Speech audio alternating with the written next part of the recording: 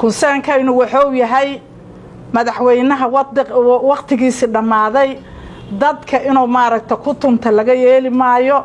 waa inuu u hogaansamo amaamiirta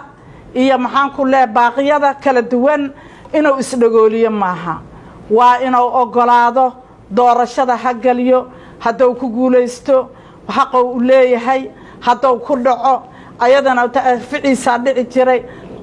hadda ka horba waa maaragta ku guul daraystay la iskuma haysto laakiin waxa uu samaynayo oo isugu dhiibayo maaragta warmaha waa inuu naga daayo dalka uu isku soo jeedshay shalay baarlamaankii wixii ka dhaca waa la ogaay in dad magacyadooda la qoray dadka daday matelaan yeeli mayna mana ogolaanayno in lagu tunto maaragtay qarannimada dadkaasi 4.5 ayuu dalka lagu joogaa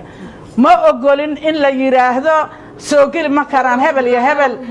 handadaadaas la keeno gudoomiyaha baarlamaanku arrimahaas waa inuu ka fogaado asaga qaada dhibaatadii dalkaas soo gaarta hanjabaad la yeeli maayo dalkan dada u soo dhibtooday dada meesha uu jooga keenay lagama yeeli karo in maanta inta la maxaan ku leeyahay la isu bahaystay ilmahayna noola adeejiyo la yiraahdo jidadka lagu xiro dadka hala dilo la yiraahdo cid qaadanaysa male dadka maaragta dalka dada u soo baabacay gobernimo doonka dada u soo dhintay tan waxa waaye waa gobernimo doon mid laga shibdhihi kara ma waa inuu maaragtay ka xishoodo oo naga xishoodo intaas ayaa la hadlaayay wax ka soo qaadma dadka beenta sheegay ee dulmiga la garab taagan oo dhageysayo waxay u haayaan male annaga runta u sheegayna manaafaqaymayno waa nagu wallahi waa nagu billaah ha ka joogo maxamed cabdullaahi farmaajo nimanka maaragtay waqtigoor dhamaaday oo bixi jiray ayuu la mid yahay waqtigiisu waa dhamaaday hadda ku soo noqdo nasiibkiis laakiin yowna nagelin welwel iyo dhibaato dalka yow u horseedin wuxuuna dhihi jiray wadaniyaan ahay hooyadeeya ahayd aabaheeya ahay ayuu dadka ugu sheekay jiray hadduu wadani yahay oo dadkiisa wadanimo oo ka soo jeeday oo duriyo wadani yahay ha naga daayo dhibaatadan taagan waxay ku ekeed